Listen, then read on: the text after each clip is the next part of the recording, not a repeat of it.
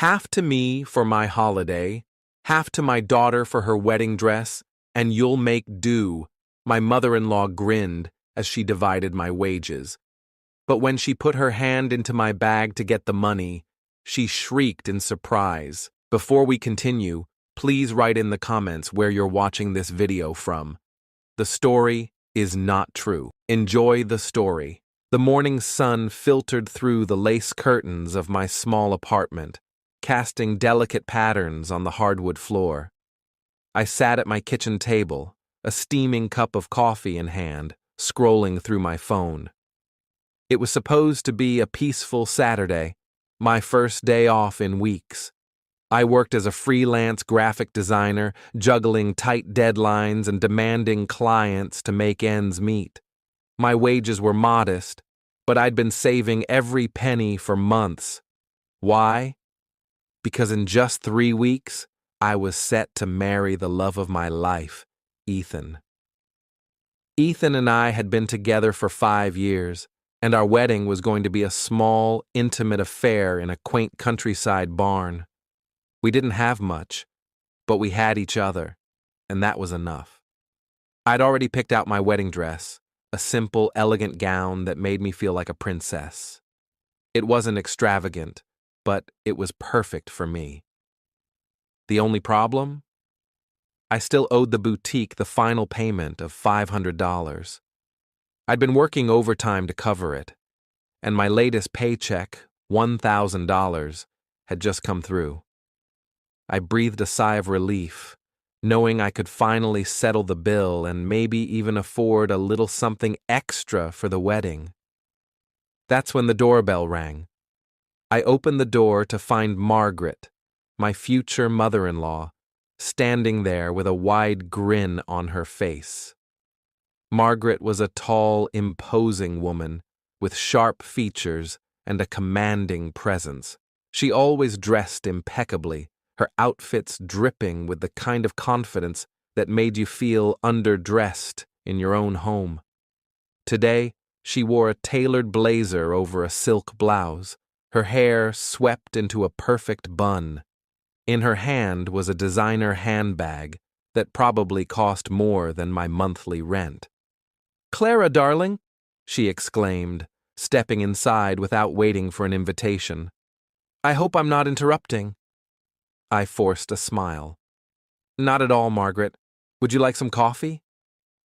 "Oh, no, I won't be long," she said, waving a hand dismissively.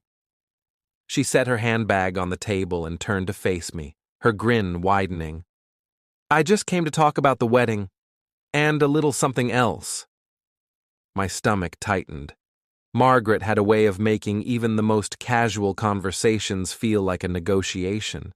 She'd been surprisingly hands-off about the wedding so far, which I'd appreciated, but I always sensed she had opinions she was waiting to unleash. I gestured for her to sit, and we settled at the table.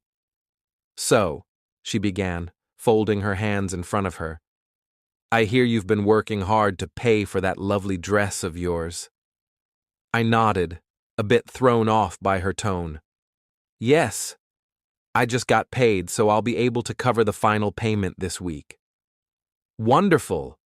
She clapped her hands together, her eyes gleaming. "That's perfect timing because I have a little proposition for you." I raised an eyebrow. "A proposition?" "Yes, dear," she said, leaning forward. "You see, I've been planning a holiday, a well-deserved getaway to the Bahamas. I've had my eye on this gorgeous resort for months, and I finally booked it. The problem is, I'm a bit short on funds. And since you're about to become family, I thought you could help me out." I blinked, unsure where this was going. "Help you out? How?" She reached into her handbag and pulled out a glossy brochure, sliding it across the table to me. The resort on the cover looked like paradise. White, sandy beaches, crystal-clear water, and luxurious villas. "It's only fair, don't you think?" she continued. "I've done so much for Ethan over the years, and now that you're joining the family, we should support each other. I need $500 for my holiday. And of course, I'd like to contribute $500 to Emily's wedding dress. My jaw dropped. Emily was Ethan's younger sister, and she wasn't even engaged. I hadn't heard anything about her needing a wedding dress. Wait, Emily's getting married? Margaret waved a hand. Not yet, but she will be soon. She's been dating that charming young man, Daniel, for a year now. I want to be prepared. So, half of your wages for my holiday, half for Emily's future dress, and you'll make do with whatever's left. You're resourceful, Clara. I'm sure you'll manage. I stared at her, my mind racing.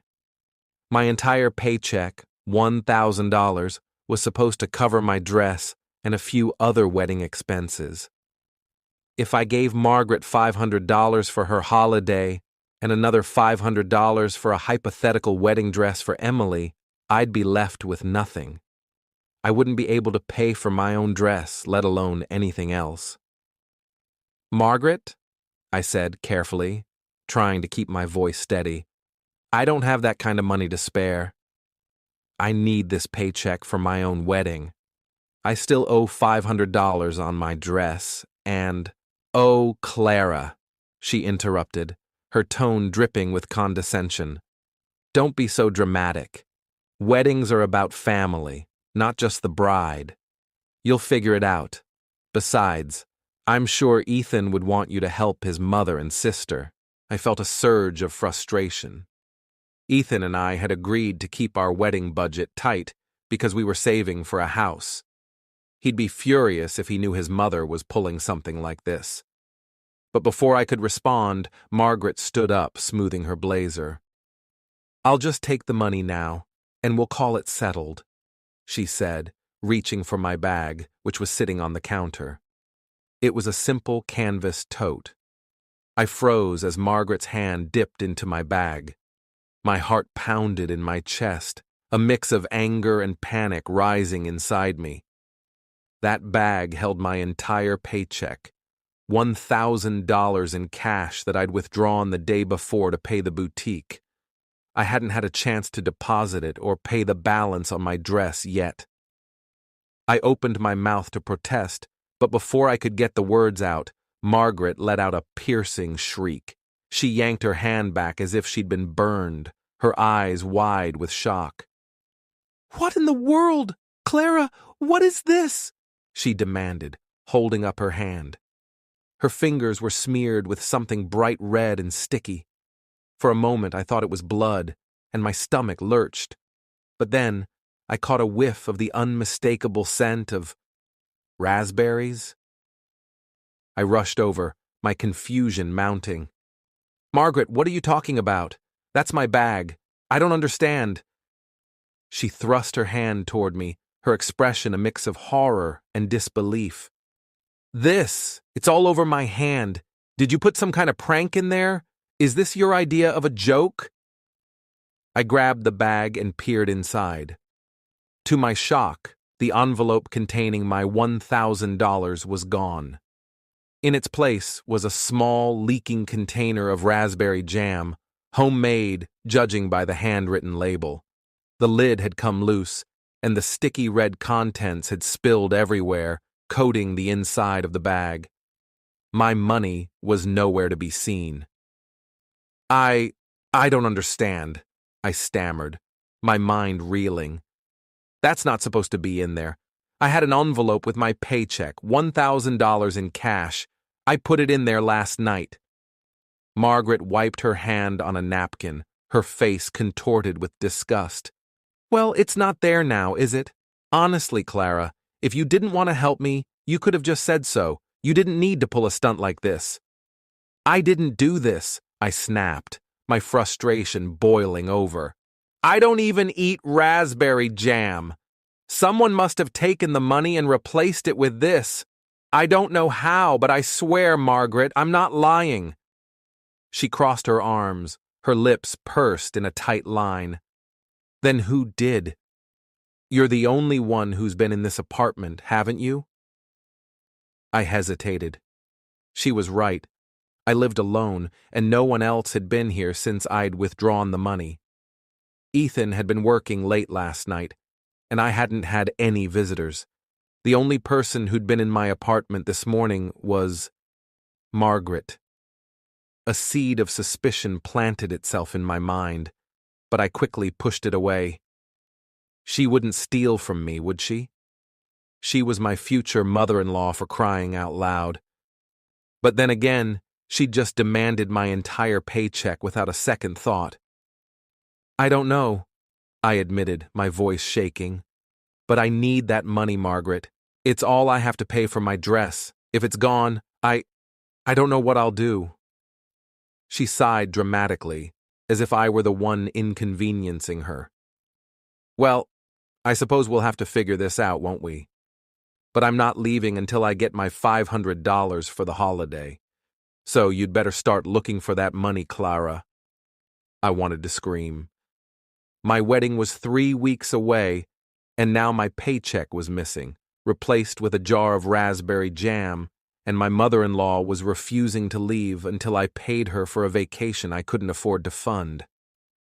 I grabbed my phone and dialed Ethan, my hands trembling. He needed to know what was going on, and maybe he could help me figure out what had happened to the money. Ethan, it's me, I said, as soon as he picked up. You need to come to my place right now. Your mom's here, and there's a problem. What kind of problem? He asked, his voice laced with concern. I glanced at Margaret, who was now inspecting her nails as if she hadn't just turned my life upside down. My paycheck is gone, and there's raspberry jam in my bag instead. I don't know what's happening, but I need you here. I'll be there in 10 minutes, he said without hesitation. Don't let her leave. I hung up and turned to Margaret, who was watching me with a smug expression. Ethan's on his way, I said, trying to sound more confident than I felt. We'll get to the bottom of this. Good, she replied, leaning back in her chair, because I'm not going anywhere until this is resolved. As I waited for Ethan, my mind raced. Who could have taken the money? And why raspberry jam? It didn't make any sense. But one thing was clear, something strange was going on, and I wasn't going to let Margaret or anyone else ruin my wedding. Ethan arrived exactly 10 minutes later, his face flushed from rushing over. He was still in his work clothes, a button-up shirt and slacks, his dark hair slightly tousled. He took one look at me, then at his mother, and immediately sensed the tension in the room. What's going on? He asked, dropping his keys on the counter and pulling me into a quick hug. Clara, you sounded panicked on the phone. I took a deep breath, trying to steady myself. Ethan, my paycheck. The $1,000 I withdrew for the wedding dress. It's gone. I had it in my bag last night, but when your mom reached into, to take some of it, she found this instead. I held up the leaking jar of raspberry jam, the red goo still dripping from the rim. Ethan's brow furrowed as he took the jar from me. Raspberry jam? Clara, what are you talking about? And why was Mom reaching into your bag? Margaret stood up, smoothing her blazer with an air of indignation. Ethan, darling, I was simply trying to help. Clara and I were discussing the wedding, and I mentioned that I needed a little assistance with my holiday to the Bahamas. I also thought it would be nice to set aside some money for Emily's future wedding dress. I suggested Clara contribute $500 for each, and she agreed to give me the money right away. But when I reached into her bag, I found that. She gestured at the jar with a look of disgust. That's not what happened, I exclaimed, my voice rising. I never agreed to give you anything, Margaret. You demanded my entire paycheck, money I need for my own wedding, and then you reached into my bag without asking. That's when you found the jam, but my money was gone. Ethan turned to his mother, his jaw tight. Mom, is this true? Did you really ask Clara for her wedding money? Margaret sighed, as if we were both being unreasonable. Ethan, I'm your mother. I've sacrificed so much for you and Emily over the years. Is it so wrong to ask for a little help? Clara's joining the family. She should be willing to contribute. Besides, I didn't take her money. I don't know how that jam got in there. Ethan ran a hand through his hair, clearly torn. He'd always had a complicated relationship with his mother. Margaret had raised him and Emily single-handedly after their father passed away, and while she'd done her best, she had a habit of overstepping boundaries. Ethan loved her, but he'd confided in me before about how manipulative she could be when she wanted something. "Mom," he said firmly, "Clara's wedding dress is non-negotiable. We've been saving for months, and she's been working herself to the bone to pay for it. You can't just show up and demand her money for a vacation, or for Emily, who isn't even engaged yet. That's not fair." Margaret's eyes narrowed, but she didn't argue. Instead, she sat back down, crossing her arms. "Fine. But I didn't take her money, Ethan. If it's gone, that's her problem, not mine." Ethan turned to me, his expression softening. "Clara, are you sure the money was in the bag last night?" "Positive," I said, my throat tight. "I withdrew it yesterday afternoon and put it in an envelope. I checked the bag before I went to bed. It was still there. No one else has been in the apartment since then except—" I trailed off, glancing at Margaret. Ethan followed my gaze, his eyes darkening. "Mom, did you take the money?" Margaret gasped, pressing a hand to her chest. "How dare you accuse me of stealing? I'm your mother, Ethan. I would never do something like that. If Clara misplaced her money, that's on her. Maybe she spent it and forgot." "I didn't misplace it, and I didn't spend it," I snapped, tears of frustration burning in my eyes. "That money was in my bag, and now it's gone. Someone took it, and I don't know who or why they'd replace it with raspberry jam." Ethan set the jar on the table and pulled me into his arms. "We'll figure this out, Clara, I promise. Let's retrace your steps. Did anything unusual happen yesterday after you withdrew the money?" I thought back, trying to piece together the events of the previous day. "I went to the bank around 3 p.m., I said. Then I stopped by the grocery store to grab a few things for dinner. I came straight home after that. I didn't go anywhere else, and I didn't leave the bag unattended." Ethan frowned. "What about the grocery store? Did you set the bag down at any point?" I hesitated. "Well, I did put it in the cart while I was shopping, but I was right there the whole time. I don't think anyone could have taken the money without me noticing." "Unless they were very quick," Ethan said, his voice grim. "Or very good at distractions." My mind flashed to a moment at the checkout line.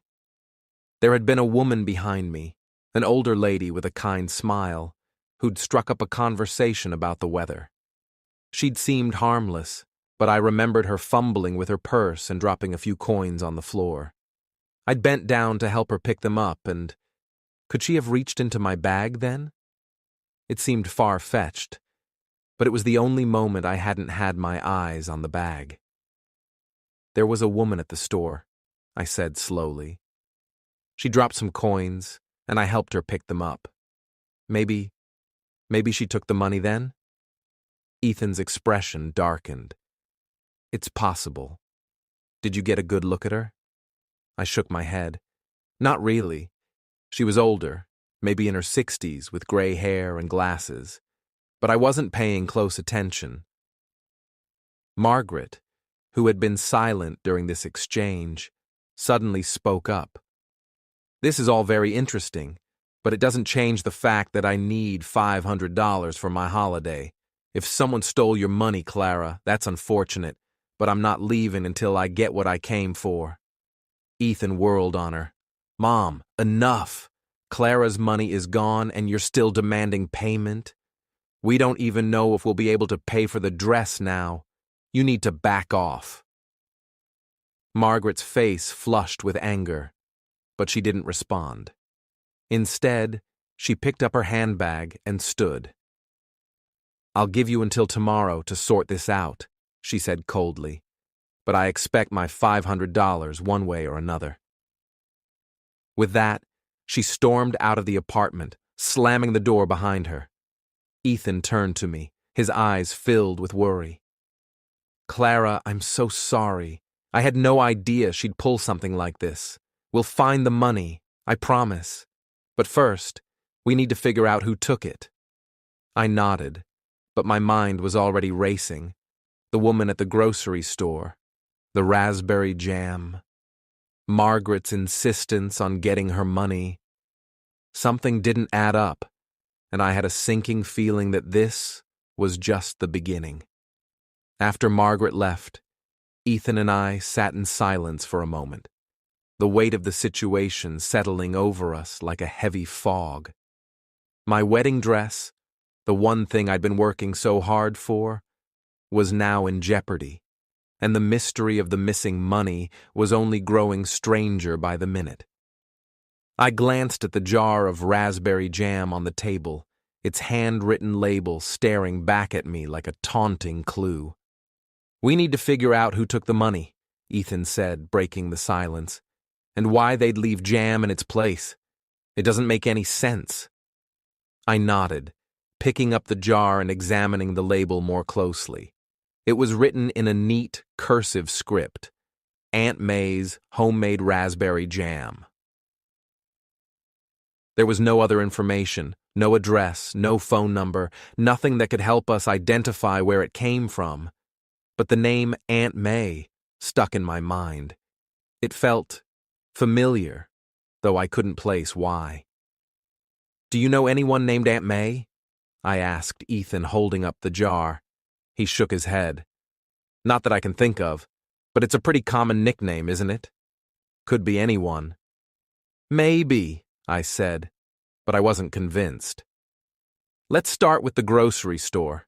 If that woman really did take the money, maybe someone there saw something, or maybe they have security footage." Ethan agreed, and we grabbed our coats, determined to get to the bottom of this. The grocery store was only a 10-minute walk from my apartment, and the crisp afternoon air helped clear my head as we made our way there. My mind kept drifting back to Margaret's behavior. She'd been so quick to demand the money, and her reaction to the jam had seemed off. Was she genuinely surprised, or was she hiding something?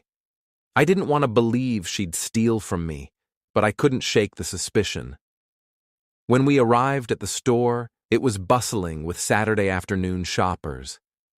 I led Ethan to the checkout lane where I'd been the day before, scanning the area for any familiar faces. The cashier, a young woman with a name tag that read Sarah, was the same one who'd rung me up. I approached her cautiously, not sure how to begin. "Hi, Sarah," I said, offering a small smile. "I was here yesterday, around 3:30 p.m. I think something might have been taken from my bag while I was at the checkout, and I was wondering if you noticed anything unusual." Sarah frowned, adjusting her glasses. "Yesterday? Let me think. Oh, you're the one who helped that lady with her coins, right? I remember you." My heart leapt. "Yes, that's me. Did you see anything suspicious? She might have taken an envelope from my bag while I was distracted." Sarah shook her head. "I didn't see her take anything, but I do remember her. She comes in pretty often. Always buys the same thing: bread, milk, and a jar of raspberry jam. She's kind of a regular." Ethan and I exchanged a glance. Raspberry jam. That couldn't be a coincidence. "Do you know her name?" Ethan asked, leaning forward. "Or anything about her?" Sarah hesitated. "I don't know her name, but I think she lives nearby. She always walks here, and I've seen her carrying reusable bags with a logo on them. something about a local farmer's market. Oh, and she mentioned once that she makes her own jam, said it was a family recipe. My pulse quickened. The jar in my bag had been homemade raspberry jam labeled Aunt May's. Could this woman be Aunt May? And if so, why would she steal my money?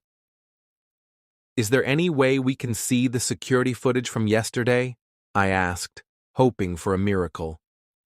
It might help us figure out what happened. Sarah bit her lip. I'd have to ask my manager. We don't usually let customers view the footage, but since it's a theft, maybe he'll make an exception. Wait here. She disappeared into the back, leaving Ethan and me to wait anxiously.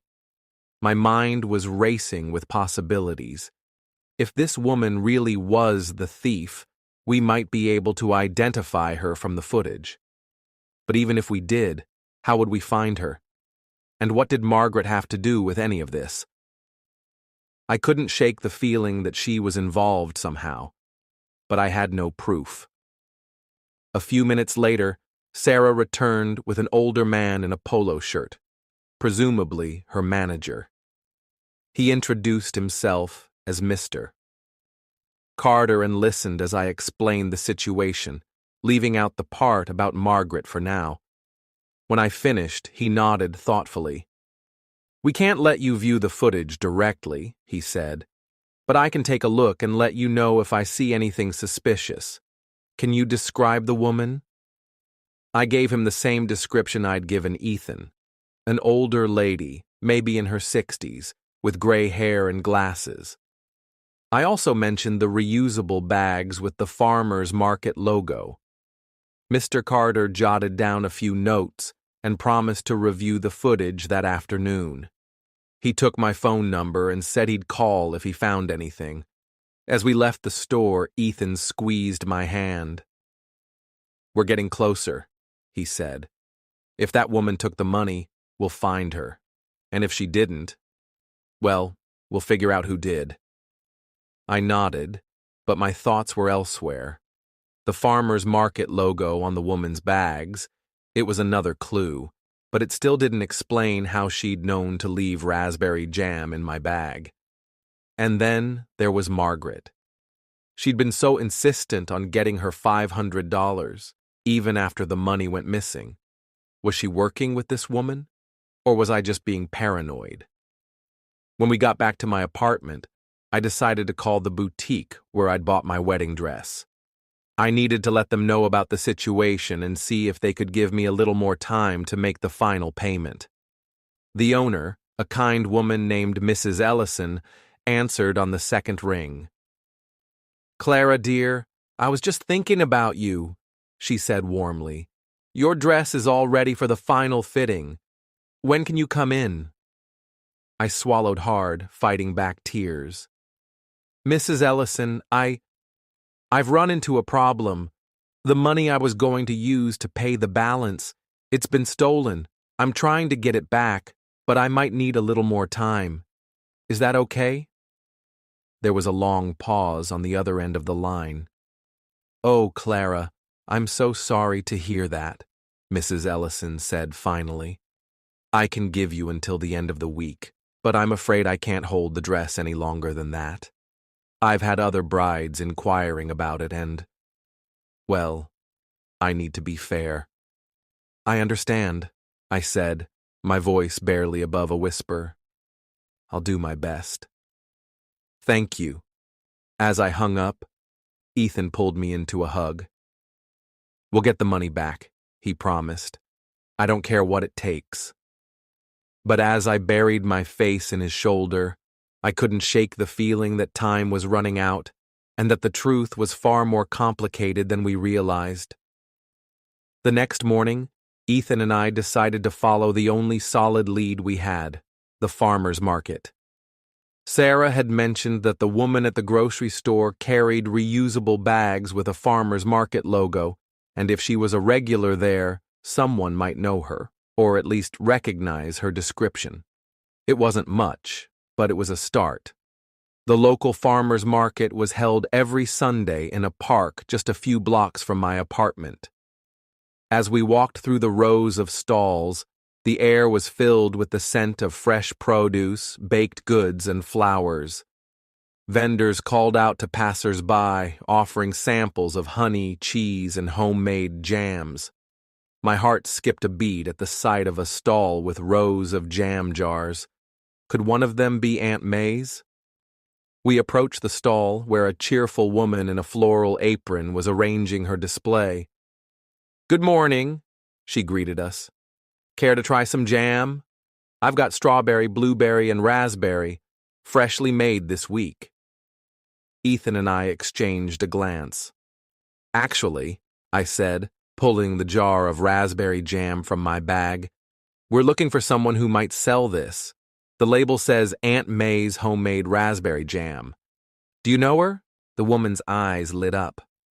"Aunt May? Oh, sure, I know her. Her real name's Maybelle Carter, but everyone calls her Aunt May. She's been selling her jams here for years. Best raspberry jam in town, if you ask me. She's not here today, though. Said she had some family business to take care of." My pulse quickened. Maybelle Carter. And her last name was Carter, just like the grocery store manager. Was that a coincidence? "Do you know where we can find her?" I asked, trying to keep my voice casual. The woman nodded. "She lives just a few streets over, Maple Street, I think. House number 42. She's got a big raspberry bush in her front yard. You can't miss it." Ethan thanked her, and we hurried toward Maple Street, our hearts pounding with anticipation. If this Maybelle Carter was the woman from the grocery store, we might finally get some answers. But as we walked, I couldn't shake the feeling that we were missing something. Why would an older woman who sold jam at the farmer's market steal my money? And how did she know to leave her own jam in its place? When we reached 42 Maple Street, we found a quaint little house with a neatly trimmed lawn, and sure enough, a large raspberry bush blooming in the front yard. I took a deep breath and knocked on the door, my stomach twisting with nerves. A moment later, the door opened, and there she was, the woman from the grocery store. She was exactly as I remembered, gray hair, glasses, and a kind smile that now seemed far less innocent. Her eyes widened slightly when she saw us, but she quickly recovered, her smile returning. "Well, hello there," she said warmly. "Can I help you?" "Maybelle Carter?" Ethan asked, his tone firm. "Yes, that's me," Maybelle said, her smile unwavering. "And you are?" "I'm Clara," I said, my voice trembling slightly. "And this is Ethan. We think you might have taken something from my bag at the grocery store yesterday. An envelope with $1,000 in cash. And you left this behind." I held up the jar of raspberry jam. Maybelle's smile faltered for a fraction of a second, but she quickly recovered, her expression turning sympathetic. "Oh dear, that sounds awful. But I'm afraid you've got the wrong person. I was at the grocery store yesterday, yes, but I didn't take anything from your bag. As for the jam, well, I do sell my homemade raspberry jam at the farmer's market, but I don't recognize that jar. Are you sure it's mine?" "The label says Aunt May's homemade raspberry jam," Ethan pointed out, his tone firm, "and we were told you go by Aunt May." Maybelle nodded slowly. "I do. But I'm not the only one who makes jam around here, you know. And I certainly wouldn't steal from anyone, especially not a young lady like yourself. I'm sorry this happened to you, but I didn't take your money." I studied her face, searching for any sign that she was lying. Her expression was calm, her voice steady, but there was something in her eyes, a flicker of unease, that made me doubt her. She was too composed, too quick to deny everything, and the coincidence of the jam was too much to ignore. "Ms. Carter," Ethan said, his voice low, "we know you were at the store at the same time as Clara. We also know you dropped some coins on the floor while she was at the checkout, possibly as a distraction. The store manager is reviewing the security footage as we speak. If you took the money, it's better to admit it now than to let this escalate. Maybelle's smile faded completely, and for the first time, she looked genuinely rattled. She adjusted her glasses, her hands trembling slightly. I don't know what you're talking about, she said, but her voice was less certain now. I didn't take anything. I swear it. Then you won't mind if we look around? Ethan asked, taking a step forward. Maybelle's eyes widened. You can't just barge into my home. I've done nothing wrong. If you're innocent, you have nothing to hide, I said, my frustration bubbling over. That $1,000 was for my wedding dress. I need it back, Ms. Carter. Please, just tell us the truth. For a long moment, Maybelle said nothing, her gaze darting between me and Ethan.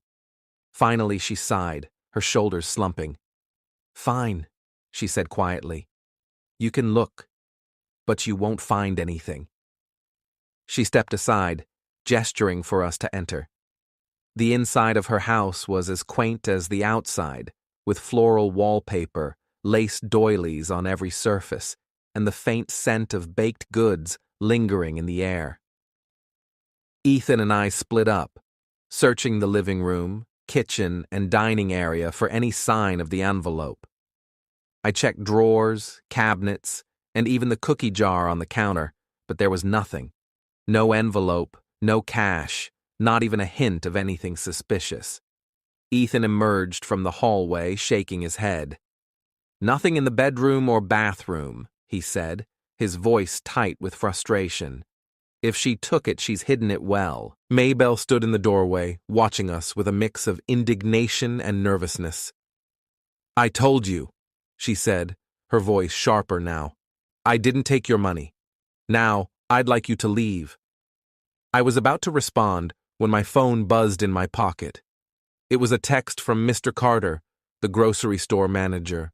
My heart raced as I opened it. Reviewed the footage. The woman did reach into your bag while you were helping her pick up the coins. Couldn't see what she took, but her hand was in there for several seconds. I showed the text to Ethan, whose jaw tightened. Ms. Carter, he said, turning to her. The security footage shows you reaching into Clara's bag. You have one more chance to tell us the truth. Maybelle's face went pale, her hands twisting together in front of her. I didn't, she stammered, but the fight seemed to drain out of her. She sank into a chair, burying her face in her hands. I didn't want to do it, she whispered. She made me. My heart stopped. She? Who's she? Maybelle looked up, her eyes brimming with tears. Margaret Thompson. She's my cousin, and she forced me to take the money. I stared at Maybelle, my mind reeling. Margaret, Ethan's mother, had forced her to steal my money?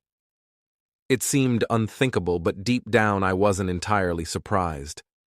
Margaret's behavior earlier that morning had been suspicious, and her insistence on getting her $500 for the holiday had felt off. But to orchestrate a theft? That was a whole new level of betrayal. Explain, Ethan said, his voice low and dangerous. What do you mean she forced you? Maybelle wiped her eyes with a trembling hand, her composure completely gone. Margaret and we've known each other since we were kids. She's always been controlling. A few months ago, I borrowed some money from her to help with my medical bills. My husband passed away last year, and I've been struggling to make ends meet. I couldn't pay her back right away, and she started holding it over my head, threatening to tell everyone at the farmer's market that I was a deadbeat, that I couldn't be trusted. I sell most of my jam there. It's my only income. If she ruined my reputation, I'd lose everything. She took a shaky breath, her gaze dropping to the floor. Yesterday, she came to me with a plan. She said you had $1,000 in cash in your bag, Clara, and that if I took it, she'd forgive my debt. She told me exactly when you'd be at the grocery store and what your bag looked like. She even suggested I leave a jar of my jam in its place, said it would throw you off and make it harder to trace back to me. I didn't want to do it, but I was desperate. I didn't have a choice. Ethan's hands clenched into fists, his face a storm of emotions, anger, betrayal, disbelief. "So you stole from my fiancé," he said, his voice shaking, "because my mother blackmailed you?" Maybelle nodded, tears streaming down her face. "I'm so sorry," she whispered. "I didn't want to hurt you, Clara. I couldn't see any other way out." I felt a pang of sympathy for her despite everything. She was a grieving widow, struggling to survive, and Margaret had taken advantage of her vulnerability. But that didn't change the fact that my wedding money was gone, and that Margaret was behind it all. "Where's the money now?" I asked, my voice steadier than I felt. "Do you still have it?" Maybelle hesitated, then nodded. "It's here," she said softly. "Margaret told me to hold on to it until she came by later today. She said she'd take her share and give the rest back, but I don't trust her. I think she was planning to keep it all." She stood and shuffled over to a small cabinet in the dining room, pulling out a familiar white envelope. My heart leapt as she handed it to me. I tore it open, counting the bills inside. $1,000, exactly as I'd left it. Relief flooded through me, but it was quickly overshadowed by anger. Margaret had nearly ruined my wedding, all for her own selfish gain. Ethan turned to me, his eyes blazing. "We need to confront her," he said.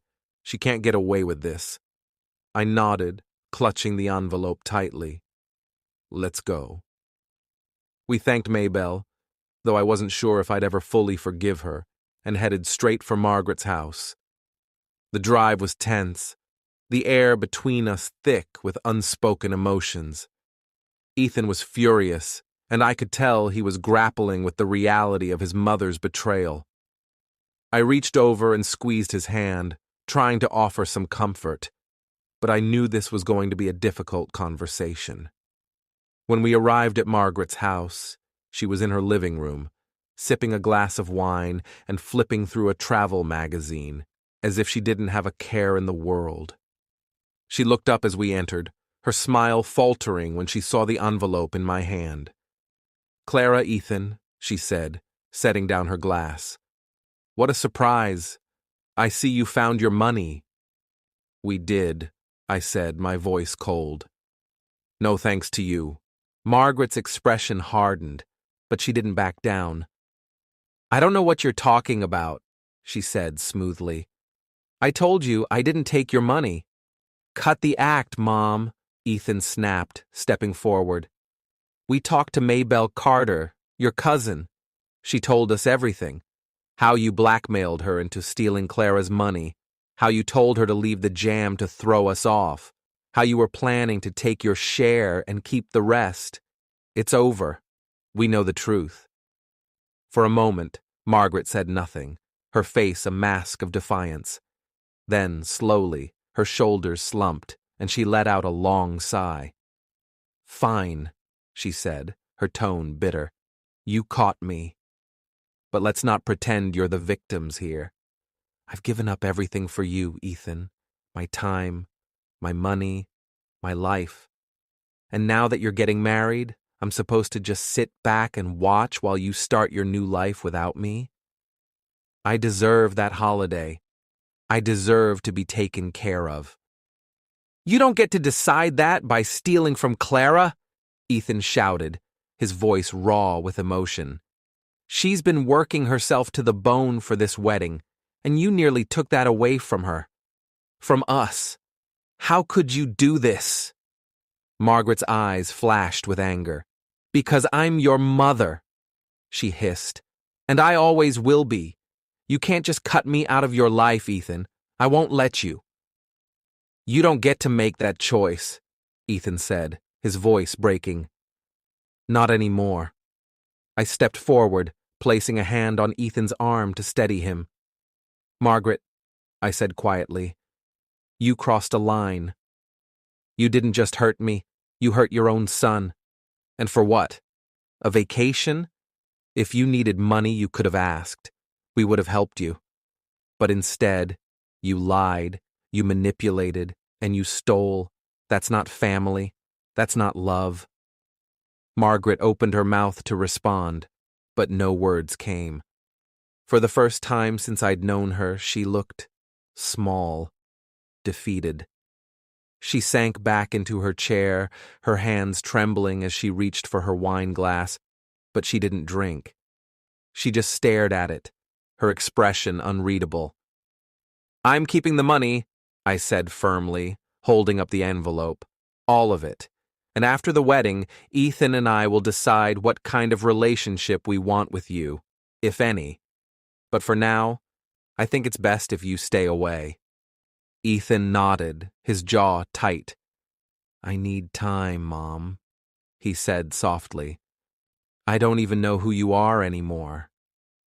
We turned and left without another word, the weight of the confrontation heavy on our shoulders. As we drove back to my apartment, I clutched the envelope, relief and anger warring inside me. I had my money back, my wedding dress was safe, but the cost had been higher than I'd ever imagined. The days following our confrontation with Margaret were a whirlwind. With the $1,000 safely back in my possession, I paid the final balance on my wedding dress and even had enough left over to cover a few last-minute expenses for the ceremony. The barn was decorated with fairy lights and wildflowers, the catering was confirmed, and my dress fit like a dream at the final fitting. On the surface, everything was falling into place. But beneath it all, Ethan and I were still reeling from Margaret's betrayal. Ethan was quieter than usual, his usual easy smile replaced by a pensive frown. I knew he was struggling with what his mother had done, how she'd manipulated Maybelle, stolen from me, and lied to our faces.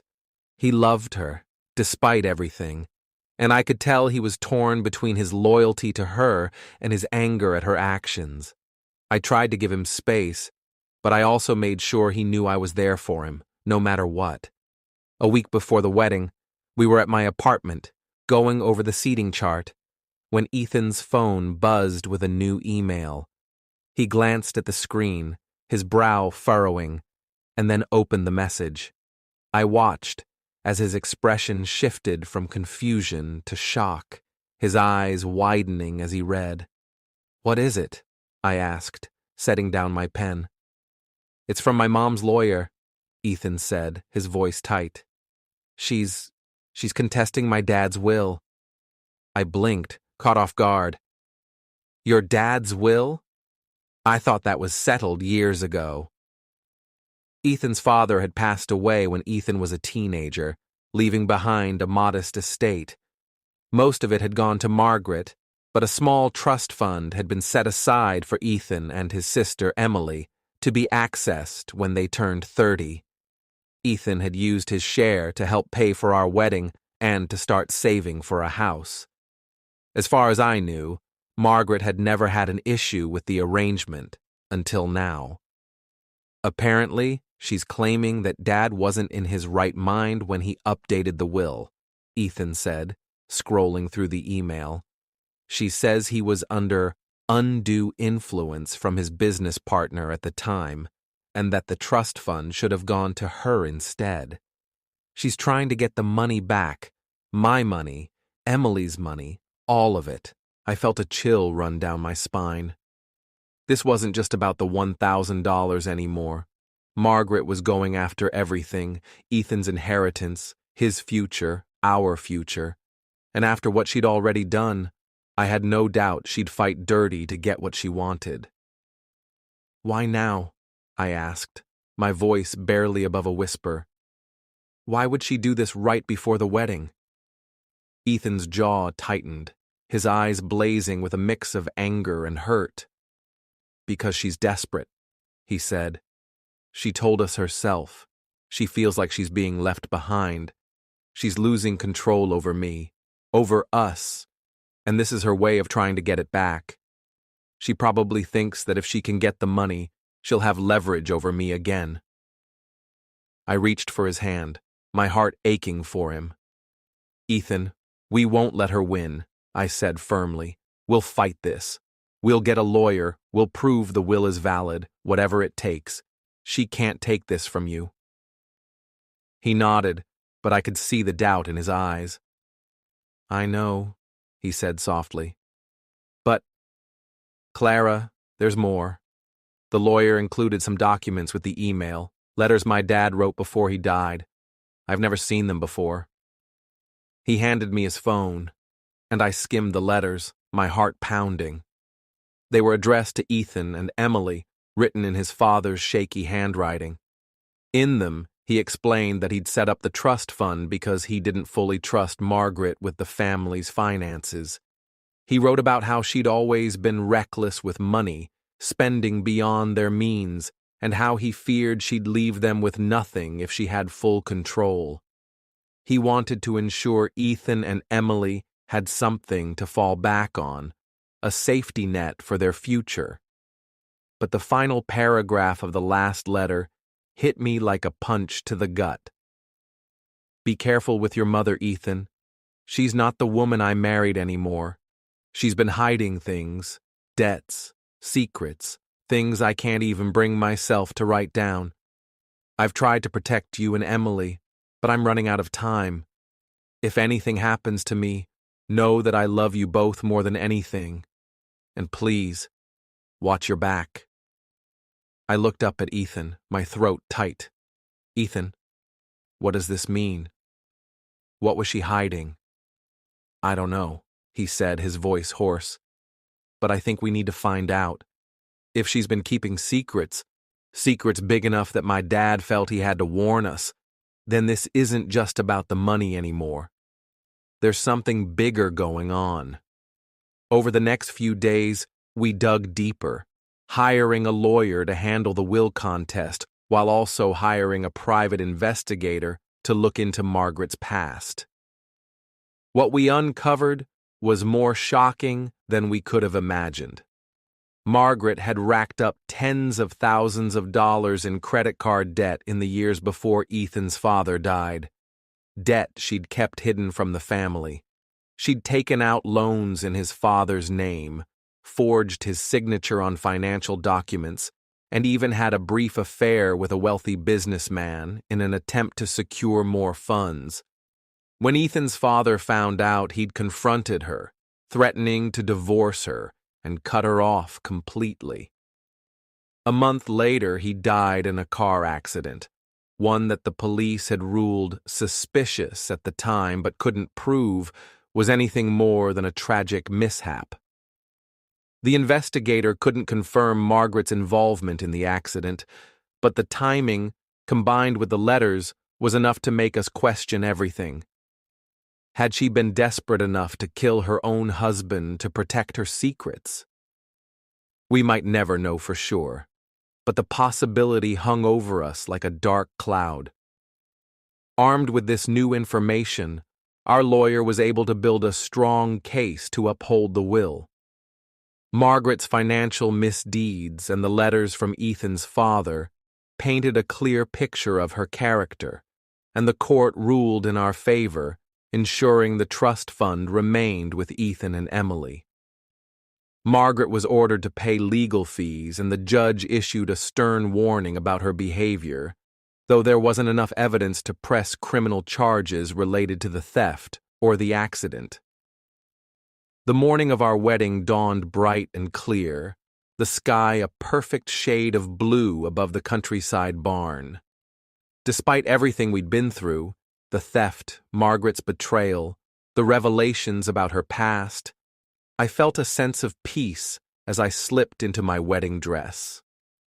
The gown hugged my curves, the delicate lace shimmering in the sunlight streaming through the window.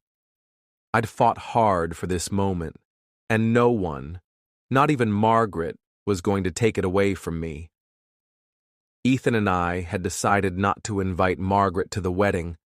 After everything that had happened, we needed space, time to heal and rebuild our trust as a couple. Emily, however, stood by my side as my maid of honor, her eyes brimming with tears as she helped me adjust my veil. "You look beautiful, Clara," she said softly. "Ethan's going to lose it when he sees you." I smiled, my heart swelling with gratitude. Emily had been horrified by her mother's actions, and she'd been nothing but supportive since the truth came out. "Thank you, Emily," I said, squeezing her hand. "I'm so glad you're here."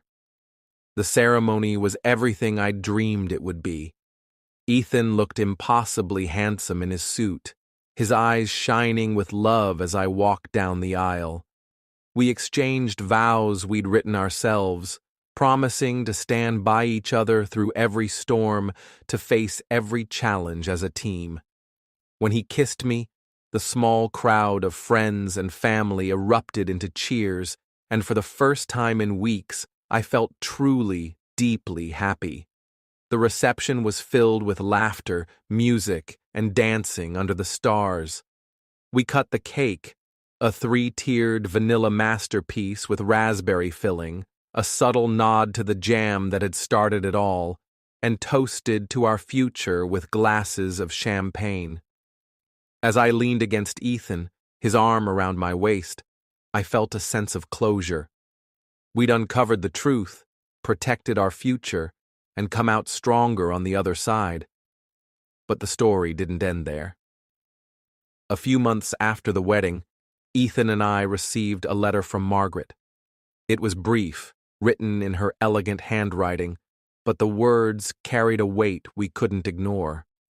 She apologized for the theft, for contesting the will, for the secrets she'd kept. She admitted to her financial troubles and the affair, though she still denied any involvement in Ethan's father's death. She wrote that she was seeking therapy to address her behavior, and that she hoped, in time, we might find a way to forgive her. "I don't know if I can trust her," Ethan said, folding the letter and setting it on the table. We were in our new home, a cozy little house we'd bought with the trust fund money, sitting on the couch with a fire crackling in the fireplace. "After everything she's done, I don't know if I'll ever fully trust her again." I nodded, resting my head on his shoulder. "I understand," I said softly. "And we don't have to decide anything right now. We have time, Ethan. We'll figure it out together." He kissed the top of my head, a small smile tugging at his lips. "You're right," he said. "We've got all the time in the world." As the firelight danced across the room, I thought back to that jar of raspberry jam, the unlikely clue that had unraveled Margaret's scheme and brought us to this moment. It had nearly torn us apart, but in the end, it had made us stronger. We'd faced the truth, confronted the darkness in our family, and emerged with a love that could withstand anything. And as I looked at Ethan, my husband, my partner, my rock, I knew we'd be okay. Because no matter what challenges lay ahead, we'd face them as a team, unbreakable, unshakable, and ready